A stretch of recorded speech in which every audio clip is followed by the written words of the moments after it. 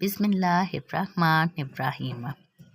हज़रत इब्ने अब्बास रज़ी अल्लाह ताला अन्हु ने किसी चीज़ को हराम करार देने पर कफ़ारा अदा करने का जिक्र करते हुए फरमाया, तुम्हारे लिए अल्लाह के रसूल सल्लल्लाहु अलैहि वसल्लम की ज़िंदगी में बेहतरीन नमूना है।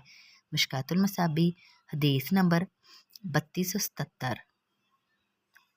हज़रत आयशा रज़ी अल्लाह ताला अन्हा से रवायत है कि नबी सल्लल्लाहु अलैहि वसल्लम ज़ैनब बिनते जहश रज़ी अल्लाह ताला अन्हा के यहाँ ठहरा करते थे और वहाँ शहद पिया करते थे।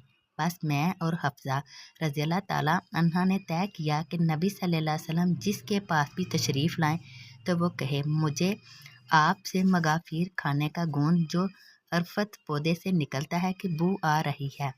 क्या आपने मगाफिर खाया है? चनाचे आप इन दोनों में से किसी एक के यहाँ तशरीफ़ ले गए तो इसने आप सल्लल्लाहु अलैहि वसल्लम से यही कहा। आप सल्लल्लाहु अलैहि वसल्लम ने फरमाया, ऐसी कोई बात नहीं, मैंने तो ज़ैनब के यहाँ से शहद पिया है, मैं दोबारा इसे नहीं पीऊँगा।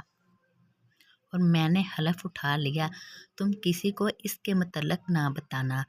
आप अपनी अज़वाज की रज़ामंदी चाहते थे।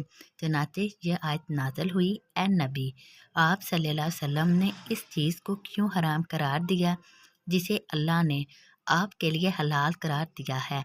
आप सल्लल्लाहु अलैहि वसल्लम अपनी अज़वाज की रज़ामंदी चाहते हैं।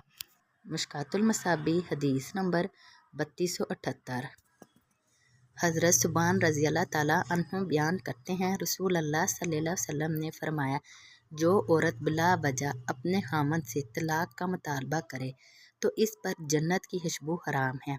मिशकातुल मसाबी हदीस नंबर 3279।